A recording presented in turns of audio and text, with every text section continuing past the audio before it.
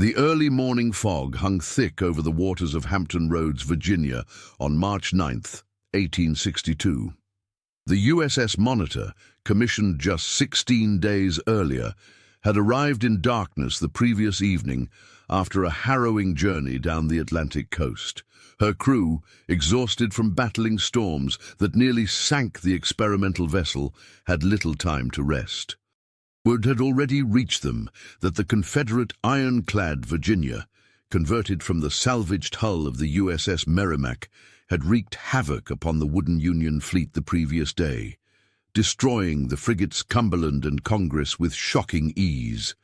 When Lieutenant John Worden, commander of the Monitor, received orders to protect the grounded USS Minnesota at all costs, he knew the fate of the Union blockade, and perhaps the war itself, might hinge on how his strange, untested vessel would perform against the Confederate behemoth. What unfolded over the next 4 hours would forever change naval warfare. But it is what happened in the weeks and months that followed, recorded in diaries, ship logs, and classified military documents only recently unsealed, that reveals a more complex and troubling story than the one taught in history books.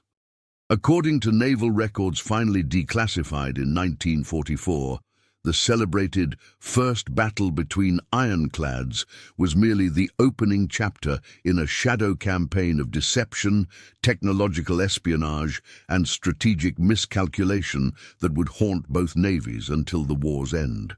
Naval historian Raymond Carter discovered a disturbing anomaly while examining Lieutenant Samuel Dana Green's personal log from April 1862.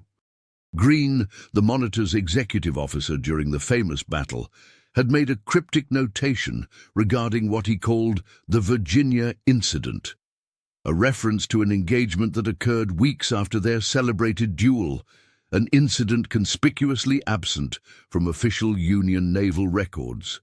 This notation led Carter to a cache of documents in the National Archives that had been sealed by direct order of Secretary of the Navy Gideon Welles until long after the war's conclusion.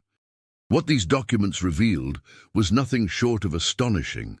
The battle that schoolchildren learn about, the famous draw between Monitor and Virginia on March 9th, was not the last time the two ironclads met in combat.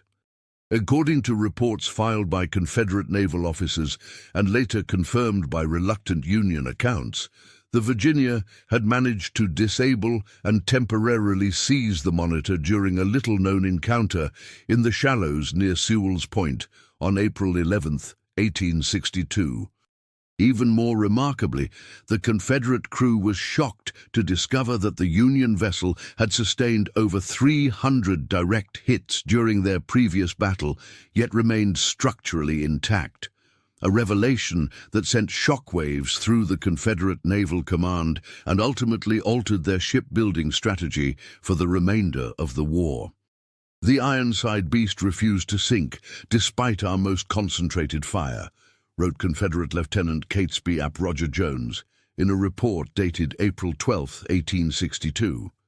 Upon inspection of the captured vessel, we counted no fewer than 317 distinct impact marks on her turret deck and hull, yet her integrity remained largely uncompromised.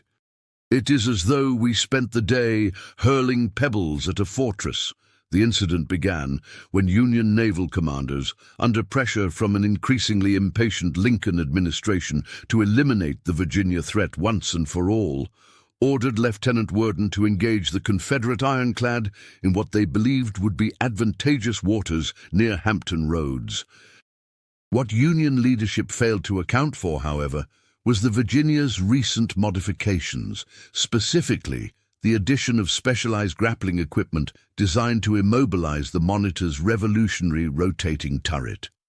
According to the personal journal of Lieutenant James Parker, a signals officer aboard the USS Mahaska, which was positioned to observe the engagement, the Virginia emerged from the Elizabeth River shortly after dawn on April 11th. Rather than exchanging fire at the usual distance, the Confederate vessel executed an unexpected maneuver, using its superior mass to force the Monitor into shallower water. Watching through my glass, I observed with growing alarm as the rebel ram deliberately forced our Ironclad toward the shoals. Parker wrote, "The Monitor appeared to lose maneuverability as her screw churned uselessly in the silt. The rebel vessel then performed a sweeping turn that positioned her alongside Monitor in what can only be described as a calculated boarding action. What followed was unlike anything witnessed in naval combat before or since. Using newly installed grappling equipment, the Virginia's crew managed to temporarily immobilize the Monitor's turret. Confederate Marines and sailors, led by Lieutenant John Taylor Wood, crossed to the Union vessel using makeshift bridges and occupied her deck. For approximately 47 minutes, according to multiple accounts, the Confederates had effective control of the Monitor, though they were unable to breach the sealed hatches leading to her interior, where the Union crew had barricaded themselves. During this brief occupation, Confederate engineers conducted a hurried but thorough examination of the Monitor's armor, measuring impact marks and assessing structural damage from their previous engagement. What they discovered astonished them.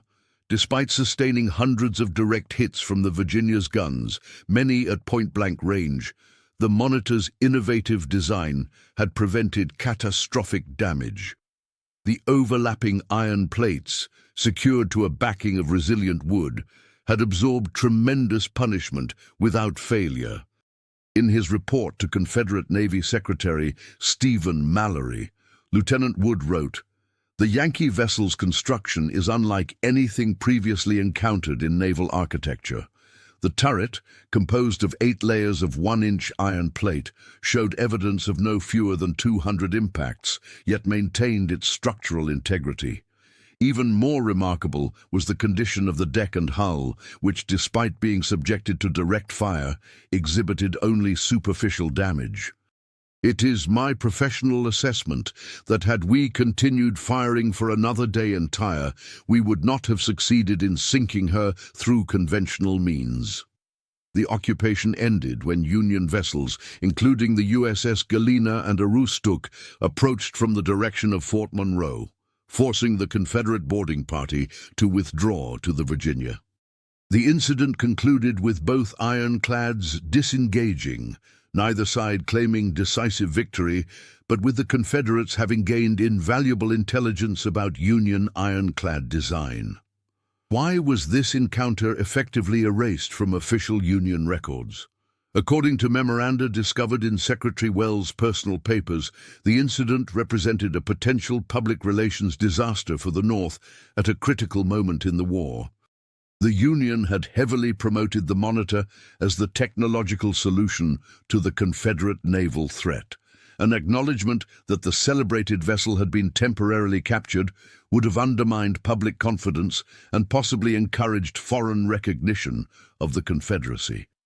The matter concerning Monitor's temporary seizure must remain classified at the highest level, Wells wrote in a memorandum to Admiral John Dahlgren, dated April 14, 1862. No official acknowledgement can be permitted, as the political and diplomatic ramifications would be severe.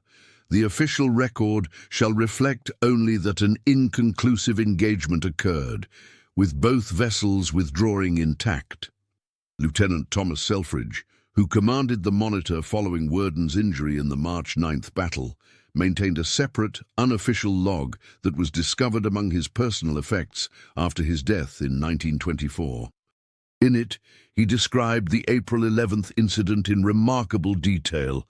"For those eternal minutes when rebel boots trod upon our deck, I was certain that Monitor, and perhaps the blockade itself, was lost, that we escaped with only the indignity of inspection rather than destruction seems attributable to the enemy's curiosity rather than our defense. They came not to destroy, but to learn, and in this I fear they succeeded beyond measure." The Confederate boarding party's findings had immediate and far-reaching implications for Southern naval strategy. Prior to examining the Monitor, Confederate naval architects had focused on designing vessels with increasingly powerful guns, believing that sufficient firepower could overcome Union ironclad armor. The discovery that even 300 direct hits had failed to disable the Monitor forced a radical re-evaluation. According to documents from the Confederate Naval Department, within weeks of the April 11th incident, orders went out to all southern shipyards to modify existing designs. Instead of focusing solely on gun power, Confederate naval architects began incorporating ram prows, torpedoes, naval mines, and grappling equipment designed to target perceived vulnerabilities in Union ironclad design, particularly the connection points between armor plates and areas where the hull met the turret. Franklin Buchanan, flag officer of the Confederate Navy and first commander of the Virginia, wrote in a May 1862 assessment, "Having now observed firsthand the resilience of the enemy's ironclad construction, it is evident that conventional artillery, regardless of caliber or proximity, cannot be relied upon as the primary means of neutralizing such vessels. We must adapt our approach accordingly, emphasizing auxiliary methods of attack, including ramming, underwater explosive devices, and targeted strikes at structural junctures." The Monitor never publicly acknowledged the April incident. Her crew was sworn to secrecy, and the official record maintained the narrative that after the famous March 9th battle, the two ironclads never again engaged directly. When the Virginia was scuttled by her own crew on May 11, 1862, to prevent capture as Confederate forces abandoned Norfolk, the opportunity for a rematch was permanently lost. The Monitor herself would sink in a storm off Cape Hatteras on December 31st that same year, taking 16 of her crew to the bottom. The impact of what Confederate engineers learned during their brief occupation of the Monitor resonated throughout the remainder of the war. Southern shipyards, despite severe resource limitations, began producing vessels specifically designed to counter Union ironclads, using the vulnerabilities identified during the April examination. The Confederate ironclads Tennessee, Albemarle, and Arkansas all incorporated design elements directly influenced by what was learned about the Monitor's strengths and weaknesses. In June 1863, one of these vessels, the CSS Atlanta, engaged the Union Monitors Weehawken and Nahant near Savannah, Georgia. Though the Atlanta was ultimately captured after running aground, her design reflected the lessons learned from the Virginia's examination of the Monitor. The Atlanta's commander, William Webb, had received direct briefings on the Monitor's construction from officers who had participated in the April boarding, according to Confederate naval correspondence. The Virginia's discovery about the Monitor's resilience also informed Union naval development. According to internal memoranda from John Erickson, the Monitor's designer, subsequent ironclad designs incorporated even more robust armor arrangements based on analysis of how the original Monitor had withstood the Virginia's bombardment. What was learned from those 300 hits influenced American naval architecture for decades to follow. Perhaps most significantly, the April incident fundamentally altered how both sides approached ironclad combat for the remainder of the war. The Confederacy, recognizing the limitations of artillery against well-designed armor, shifted toward asymmetric naval tactics, including torpedo boats, mines, and night raids that could circumvent the armor advantage enjoyed by Union vessels. One of the most illuminating documents regarding the incident comes from the private correspondence of Confederate Secretary of the Navy Stephen Mallory to President Jefferson Davis, dated May 2, 1862. The information gleaned from our examination of the Monitor has proven invaluable beyond measure. We now possess intimate knowledge of the enemy's most advanced naval technology, which will inform all future construction. Though we may lack the industrial capacity to fully match Northern production, we can now design vessels that target specific vulnerabilities in their ironclad fleet. The response from Davis, preserved in his personal papers, was equally revealing. Your report concerning the Virginia's boarding of the Monitor and subsequent findings presents one of the few instances of encouraging news I have received regarding our naval situation. I authorize you to implement whatever design changes you deem necessary based on this intelligence, with highest priority and without regard to expense. For almost 80 years, the April 11, 1862 incident remained effectively hidden from public knowledge, referenced only obliquely in private journals and sealed documents.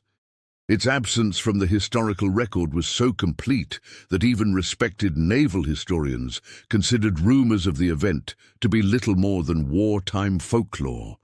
Only with the declassification of key documents in the 1940s did a comprehensive picture begin to emerge.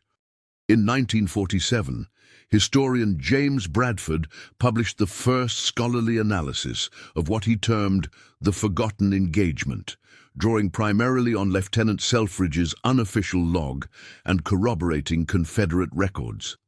His work was met with skepticism from the academic community, many of whom found it difficult to accept that such a significant event could have remained concealed for so long. It wasn't until 1955, when additional documents from the Mallory collection were made available to researchers, that Bradford's account gained wider acceptance.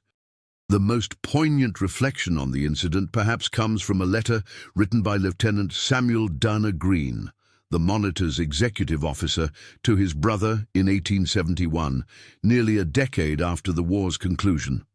What history records and what men experienced are often separate matters entirely.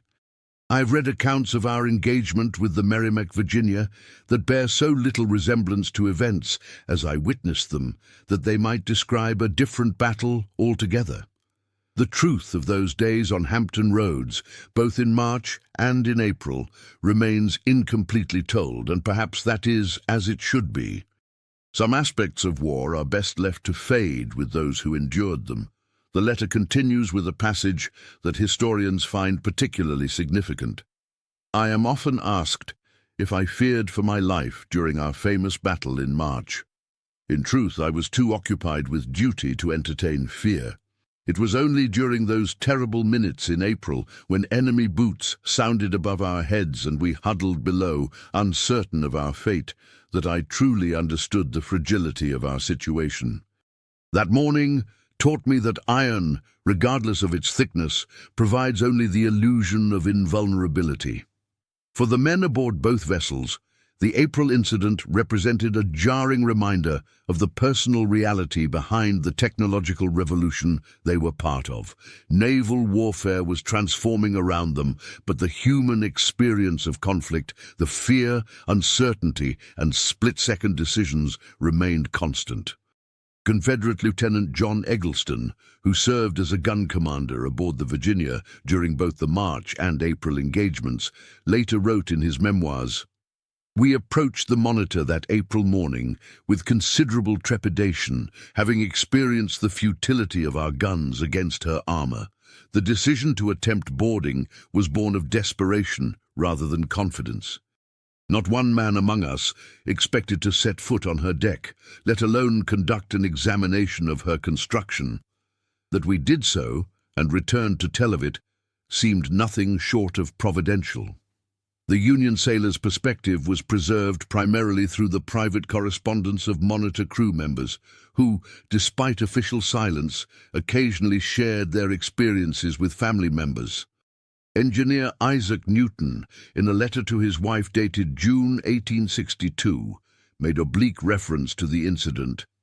"There occurred between our first battle and the enemy's destruction certain events which try men's souls more severely than mere combat. To be beneath iron while hostile feet tread above is to know a unique species of helplessness. I can say no more on this matter, having given my word, but know that your husband has seen the face of fear and lived to reflect upon it." As the Civil War progressed, the lessons learned from the Virginia's examination of the Monitor spread throughout the Confederate Navy. The most dramatic implementation came in the form of the CSS Hunley, the first combat submarine in history to successfully sink an enemy vessel. The Hunley's development was directly influenced by the realization that conventional artillery could not reliably defeat Union ironclads. If armor could not be penetrated from without, Confederate naval theorists reasoned, perhaps it could be attacked from below.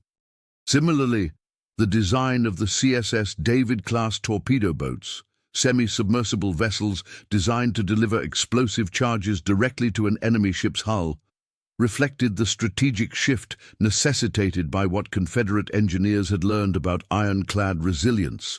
These vessels successfully damaged the USS New Ironsides in October 1863, demonstrating the effectiveness of asymmetric approaches against heavily armored ships.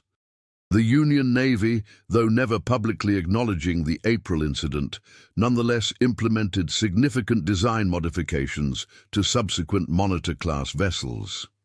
The single most telling change was the addition of anti-boarding nets and modified deck structures that would make it significantly more difficult for enemy personnel to gain access to the turret mechanism.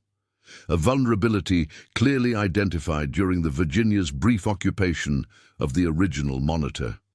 A memorandum from John Erickson to Secretary Wells, dated May 1862, proposed specific modifications that correspond precisely to vulnerabilities the Confederates would have observed during their April examination.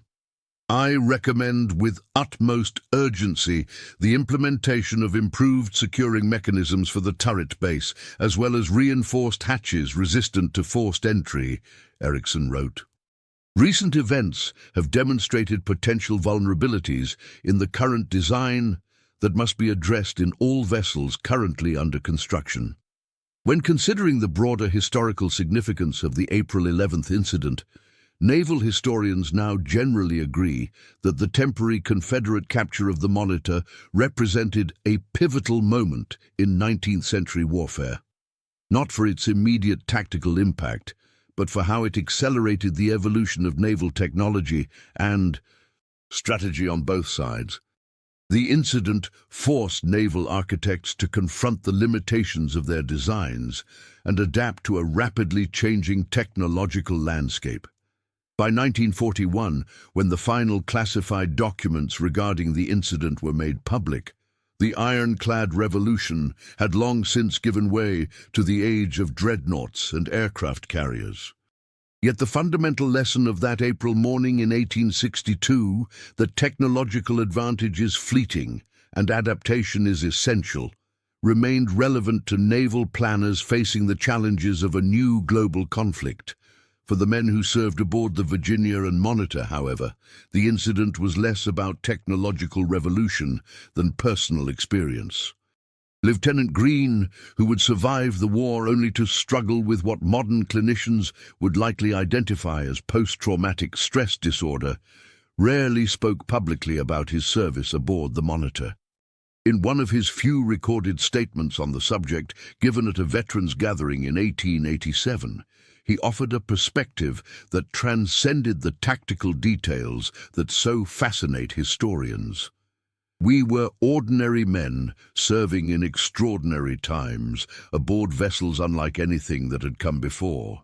We did not fully comprehend the historical significance of our actions, being concerned primarily with survival and the execution of our duty.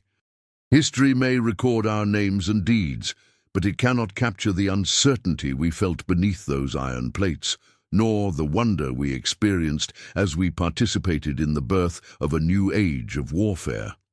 The April incident, though lasting less than an hour, cast a long shadow over naval development throughout the remainder of the Civil War and beyond. When Lieutenant John Worden, the Monitor's first commander, was asked in 1875 about the most significant lesson of his ironclad experience, he replied with what now seems like prescient insight.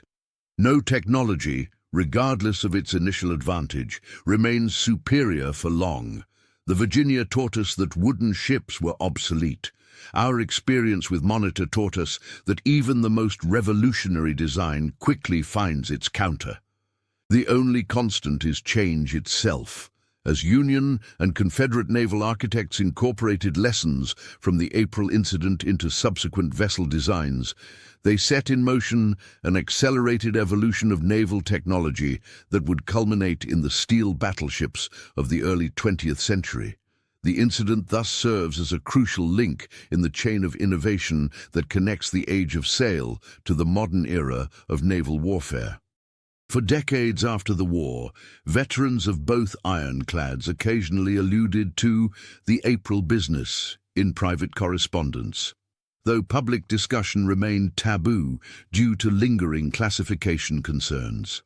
Confederate Lieutenant John Taylor Wood, who led the boarding party that briefly occupied the Monitor's deck, wrote to a fellow veteran in 1879, "What we witnessed aboard the Monitor that morning altered my understanding of naval combat irrevocably. Though we could not appreciate the full significance in that moment, we were privileged to glimpse the world to come." Perhaps the most eloquent assessment of the incident's significance comes from a lecture delivered by naval historian Arthur Morrison at the United States Naval Academy in 1952. Shortly after the final documents concerning the April engagement were made available to researchers. The brief Confederate occupation of the USS Monitor on April 11th, 1862, represents more than a footnote to the famous Battle of Hampton Roads. The resilience of her construction, despite our most determined bombardment, revealed the future of maritime warfare. It constitutes a pivotal moment in naval history, one in which adversaries, through direct examination of each other's technology, gained insights that accelerated innovation on both sides. The incident demonstrates that in warfare, as in science, knowledge transfer occurs through unexpected channels and often produces consequences unforeseen by either party. The story of the Virginia's temporary capture of the Monitor, with its subsequent impact on naval design and strategy, serves as a reminder that historical narratives are rarely as straightforward as they initially appear. Behind the celebrated First Battle of the Ironclads that appears in textbooks lies a more complex history of adaptation, improvisation, and technological espionage that shaped the course of naval warfare for generations to follow. Today, visitors to the Monitor Center at the Mariners Museum in Newport News, Virginia, can view the recovered turret of the USS Monitor, raised from the ocean floor in 2002. The 300-plus impact marks from the Virginia's guns, mentioned in Confederate Lieutenant Jones's report, are clearly visible on the preserved sections of armor, silent testimony to the vessel's remarkable resilience and to the revolutionary design principles that would transform naval warfare worldwide. What remains less visible and known only to those who have studied the newly accessible historical record is how the brief Confederate occupation of that innovative vessel in April 1862 shaped the naval history that followed. It stands as a testament to the often hidden complexities of technological warfare and to the unpredictable ways in which knowledge transfers even between the most determined adversaries.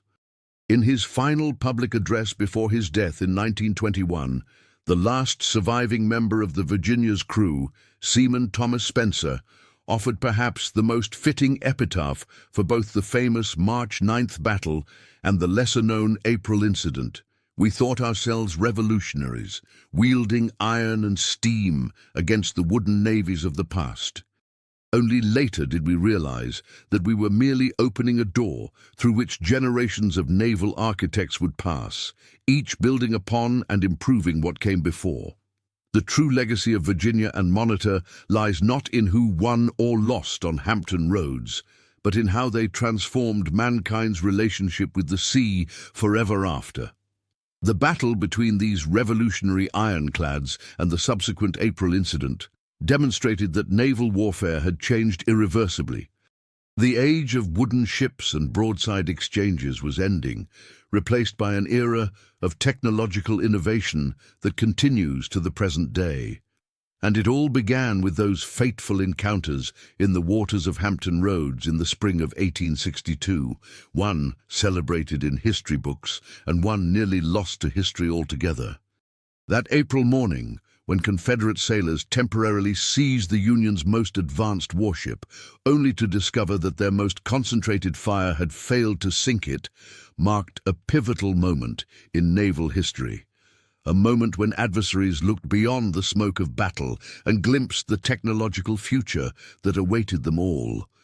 As we now know from documents long hidden in archives, what those Confederate engineers discovered about the Monitor's resilience against those 300 hits fundamentally altered naval architecture and combat tactics for decades to follow, creating ripples of innovation that would eventually transform wooden ships of the line into the steel dreadnoughts of the 20th century. The fact that the Union leadership chose to conceal the April incident speaks to its significance, not as a tactical victory or defeat for either side, but as a moment of technological revelation that neither side could afford to acknowledge publicly while the war still raged. In that brief occupation lay the seeds of naval transformation that would reshape warfare on the high seas for generations to come. For naval historians and Civil War scholars, the discovery of this forgotten engagement has prompted a fundamental reassessment of the technological narrative surrounding the Monitor and Virginia. The traditional account, depicting a revolutionary battle that ended in stalemate, must now be understood as merely the first chapter in a more complex story of technological espionage, adaptation, and counter-adaptation that characterized the naval dimension of America's bloodiest conflict. According to papers discovered in the personal effects of Stephen Mallory after his death, the Confederate Navy Secretary had initially dismissed reports of the Monitor's resilience as exaggeration. Lieutenant Jones's assertion that the Yankee vessel sustained 300 hits without catastrophic damage strains credibility, he wrote in a memorandum dated March 20, 1862. No vessel, regardless of construction, could withstand such punishment. It was only after receiving physical evidence from the April examination, including detailed measurements, armor samples, and daguerreotypes, that Mallory became convinced of the Monitor's revolutionary durability. This revelation triggered an immediate shift in Confederate naval procurement priorities. Orders for conventional artillery were scaled back, while resources were diverted to the development of torpedoes, naval mines, ram prows, and specialized boarding equipment.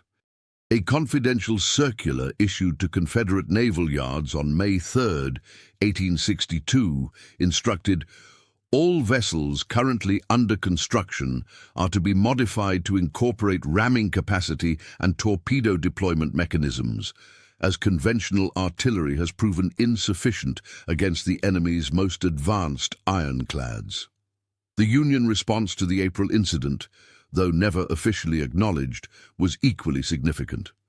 John Erickson, upon receiving confidential reports of the Confederate boarding, immediately began redesigning key aspects of the Monitor's successor vessels.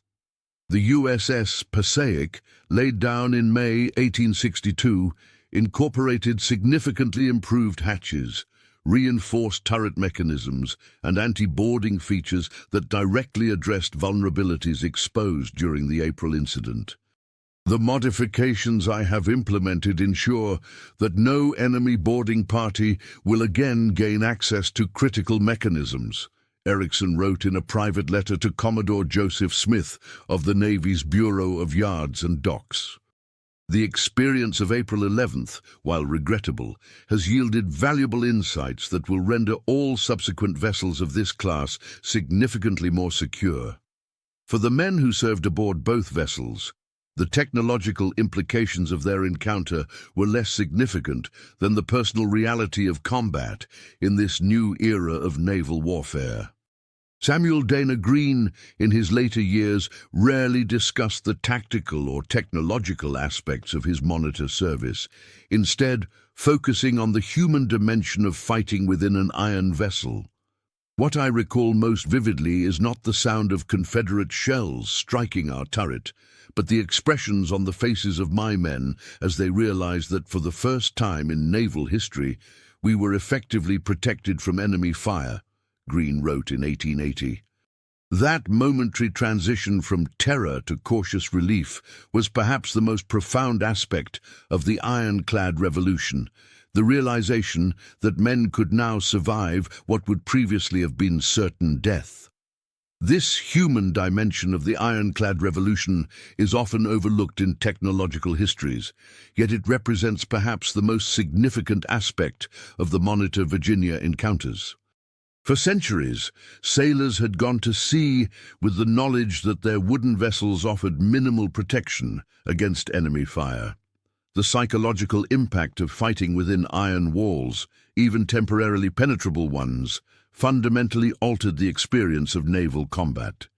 Confederate Lieutenant Robert Minor, who served aboard the Virginia during both the March and April engagements, captured this psychological dimension in a letter to his brother. To observe a shell strike directly adjacent to one's position, yet leave one unharmed, creates a sensation unlike anything previously experienced in combat at sea. There is a momentary expectation of death, followed by the startling realization of survival. This cycle, repeated hundreds of times throughout an engagement, produces a curious detachment, as though one were observing battle rather than participating in it. The April encounter also had significant diplomatic ramifications that explain the Union's insistence on secrecy. According to diplomatic correspondence discovered in the British Foreign Office archives in 1968, Confederate envoys in London received detailed reports of the Virginia's temporary capture of the Monitor by mid-May 1862. They immediately used this intelligence in their ongoing efforts to secure British recognition of the Confederacy. James Mason, Confederate Commissioner to Great Britain, presented Lord Palmerston's government with a detailed account of the April incident, arguing that it demonstrated the South's technological parity with the North. Mason's dispatch to Secretary of State Judah Benjamin, dated May 28, 1862, indicated, "The information regarding our Navy's temporary seizure of the Monitor has been received with considerable interest in diplomatic circles. It substantially undermines Northern claims of technological superiority and suggests a more balanced assessment of the conflict's likely duration and outcome." The British government, though officially maintaining neutrality, was sufficiently impressed by reports of the incident to reconsider its naval procurement strategies. Admiralty records indicate that within weeks of receiving Mason's report, orders were issued for a comprehensive reassessment of ironclad design priorities, with particular attention to anti-boarding measures and improved armor configuration based on analysis of the Monitor's performance. For Union diplomats, countering these Confederate assertions without officially acknowledging the April incident presented a significant challenge. Charles Francis Adams, U.S. Minister to Great Britain, received explicit instructions from Secretary of State William Seward to deny categorically any reports of the Monitor's capture, temporary or otherwise, while avoiding specific details that might confirm his awareness of the actual events. The diplomatic dimension of the April incident underscores why Union authorities were so determined to keep it secret. In the delicate balance of international relations during the Civil War, any suggestion of Confederate naval success could potentially tip European powers toward recognition of the South, a diplomatic disaster that might have made Union victory impossible. As the war progressed, both Union and Confederate naval architects continued to refine their ironclad designs based on lessons learned from the Hampton Roads encounters. The Union's monitor-type vessels gradually evolved into more seaworthy platforms, with improved armor arrangements and offensive capabilities. The Confederacy, despite severe resource constraints, developed increasingly sophisticated torpedo delivery systems and pioneered submarine warfare with vessels like the H.L. Hunley. By 1865, when the war ended, naval technology had advanced more rapidly than in any previous four-year period in history. What began with the Monitor and Virginia had evolved into a diverse ecosystem of specialized warships, each reflecting the ongoing dialectic of measure and countermeasure that characterizes military technology. The most profound legacy of the April incident, however, may lie not in the specific technical innovations it inspired, but in how it shaped the understanding of technological adaptation in wartime. The temporary Confederate capture of the Monitor demonstrated that even revolutionary technologies remain vulnerable to unexpected forms of counter-innovation. The incident stands as an early example of what military theorists now term asymmetric response, the development of specialized tactics to neutralize an adversary's technological advantage. In a lecture delivered at the U.S. Naval War College in 1959, Admiral Samuel Eliot Morrison observed, "The April 1862 boarding of the Monitor established a pattern that would be repeated throughout modern naval history. When faced with a seemingly invulnerable platform, innovators rarely attempt to duplicate or exceed the protected attributes. Instead, they seek vulnerabilities that bypass those protections entirely." The Confederate approach, using boarding tactics against a vessel designed to withstand artillery, presaged approaches that would be employed against dreadnoughts, aircraft carriers, and submarines in subsequent conflicts. This pattern of technological leapfrogging, accelerated by the direct examination of adversary capabilities, continues to shape military innovation today. The principle that emerged from the Virginia's examination of the Monitor, that direct inspection of enemy technology provides insights unattainable through distant observation, has become a cornerstone of modern military intelligence. For the men who participated in these events, the rapid technological changes they witnessed must have seemed nothing short of revolutionary. Lieutenant William Jeffers, who commanded the Monitor after Greene's departure, later reflected, "Within my naval career, I witnessed the transition from sailing vessels virtually unchanged since Nelson's time to iron steamships capable of withstanding punishment that would have destroyed an entire wooden fleet. No generation of officers before or since has experienced such fundamental transformation of their profession within a single career." The recovery of the Monitor's wreck in 2002 has provided physical confirmation of many aspects of the April incident, long known only through documentation. Conservation experts at the Mariners Museum have verified the presence of multiple impact marks on recovered armor plates, consistent with the 300 hits described in Confederate reports. Additionally, close examination of the turret mechanism has revealed modifications implemented after April 1862 that correspond precisely to vulnerabilities a boarding party would have observed. Archaeologist John Broadwater, who led early survey expeditions to the Monitor wreck site, noted, "The physical evidence we've recovered aligns remarkably well with the documentary record of both the March and April encounters. The distribution and nature of damage to recovered armor plates supports Confederate accounts of sustained bombardment, while modifications to access hatches and the turret mechanism clearly reflect lessons learned from some traumatic experience, most likely the April boarding incident." For modern naval architects and military planners, the lesson of the Monitor Virginia encounters extends beyond specific technologies to the broader principle of continuous adaptation. The incident demonstrates that technological advantage in warfare is invariably temporary, as adversaries develop counters that exploit previously unrecognized vulnerabilities. The 300 hits sustained by the Monitor revealed the effectiveness of her design, while the subsequent boarding exposed limitations that no amount of armor could address. This dialectic of measure and countermeasure continues to drive military innovation today. Modern warship designers, confronting threats ranging from hypersonic missiles to unmanned underwater vehicles, face challenges conceptually similar to those encountered by John Ericsson and his Confederate counterparts. Each technological innovation creates the conditions for its own eventual neutralization, as adversaries identify and exploit inherent limitations.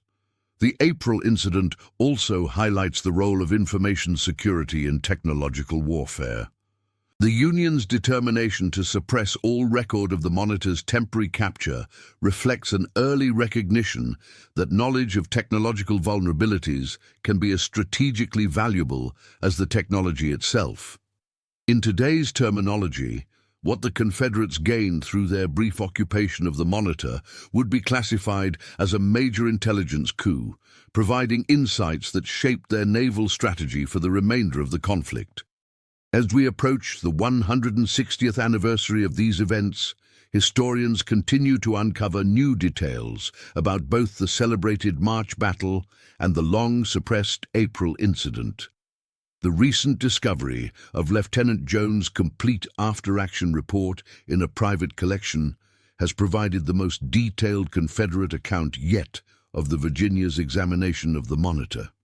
Similarly, the identification of previously unknown correspondence between John Ericsson and Secretary Wells has illuminated the specific design modifications implemented in response to vulnerabilities exposed during the April boarding. These ongoing discoveries underscore the dynamic nature of historical understanding, particularly regarding events intentionally obscured by their participants. The April 11th, 1862 incident remains significant not only for what it reveals about Civil War naval technology, but also for what it demonstrates about the intersection of technical innovation, military strategy, and information control in modern warfare.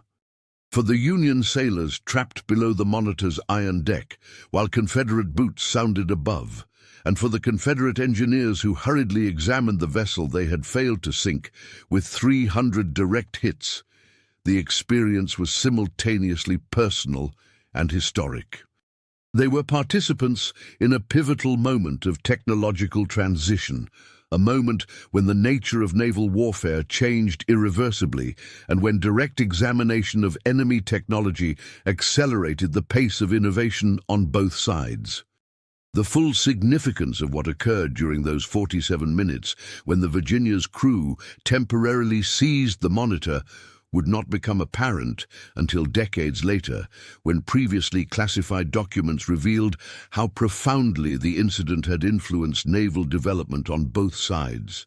The Confederates learned that conventional artillery, regardless of caliber, could not reliably defeat well-designed armor.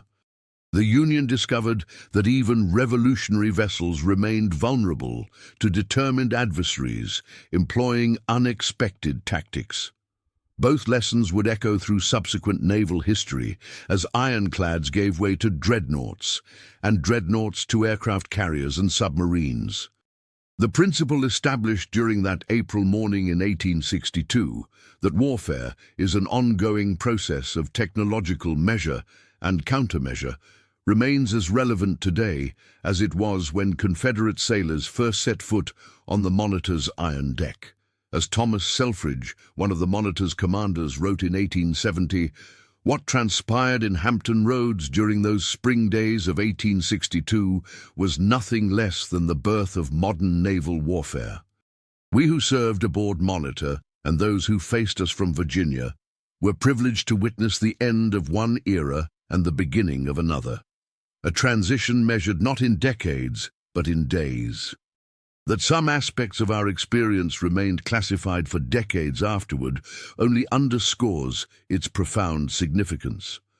The story of the Monitor and Virginia, particularly the long-suppressed April encounter, reminds us that technological revolutions are rarely as neat or decisive as they initially appear. Behind the celebrated First Battle of the Ironclads lies a more complex narrative of adaptation, counter-adaptation, and technological espionage that more accurately reflects the messy reality of innovation in wartime. The 300 hits sustained by the Monitor without catastrophic failure demonstrated the potential of iron over wood. The subsequent Confederate boarding revealed that even the most revolutionary design retained vulnerabilities that determined adversaries could exploit. Together, these lessons shaped naval warfare for generations to follow, establishing patterns of technological competition that continue to this day. As naval historian Craig Simons observed in a 2005 assessment, the Monitor Virginia encounters represent more than merely the first clash of ironclad warships. They constitute a case study in how adversaries learn from each other during technological transitions, how information about enemy capabilities shapes strategic decision-making, and how the advantage conferred by innovation is invariably temporary. These lessons transcend their Civil War context and speak directly to the nature of military technological competition in any era.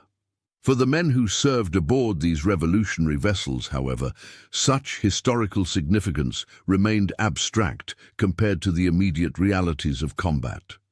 In the memoirs of those who experienced both the March and April encounters, what emerges most clearly is not technological analysis, but human experience. The disorientation of fighting within iron walls, the claustrophobia of sealed compartments, and the uncertain navigation of a naval environment transformed almost overnight. Their testimony reminds us that behind every technological revolution in warfare stand human beings, adapting not only their equipment, but themselves to radically altered circumstances. The true legacy of the Monitor and Virginia lies not merely in their iron construction, but in how those who served aboard them navigated the psychological and professional challenges of warfare's transformation.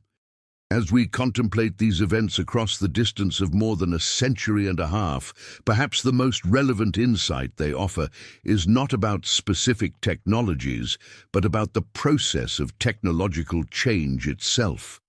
The experiences of those who served aboard Monitor and Virginia, particularly during the April incident, long hidden from public knowledge, demonstrate that innovation in warfare is rarely decisive in isolation.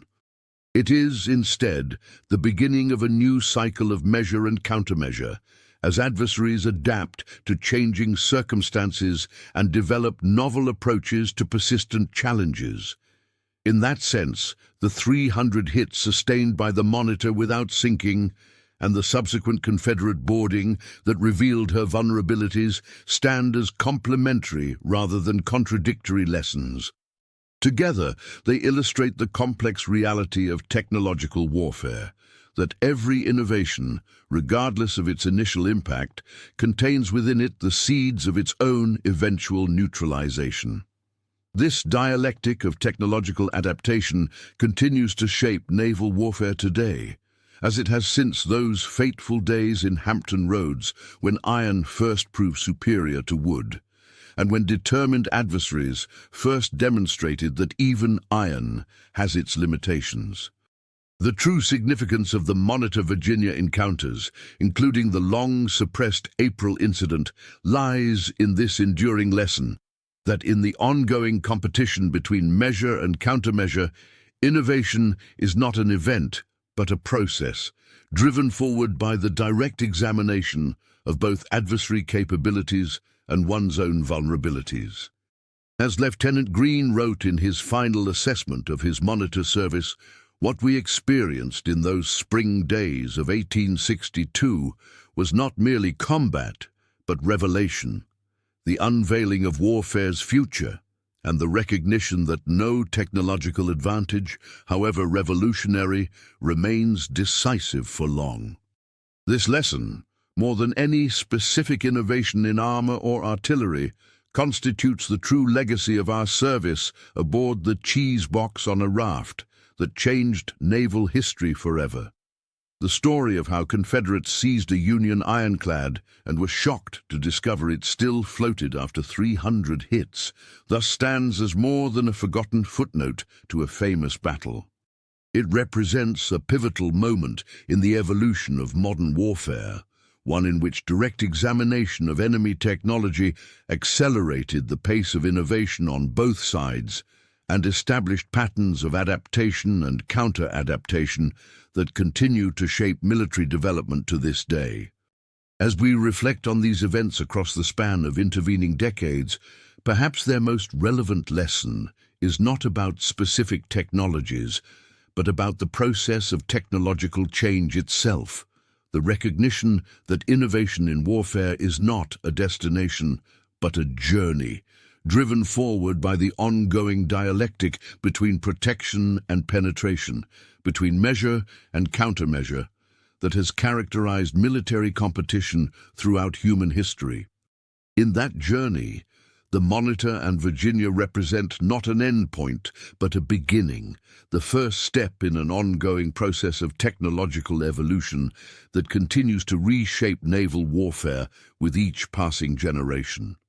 The 300 hits that failed to sink the Monitor and the subsequent boarding that revealed her vulnerabilities stand as complementary lessons in this ongoing process, reminders that technological advantage is always temporary and that adaptation is the only constant in the ever-changing landscape of modern warfare.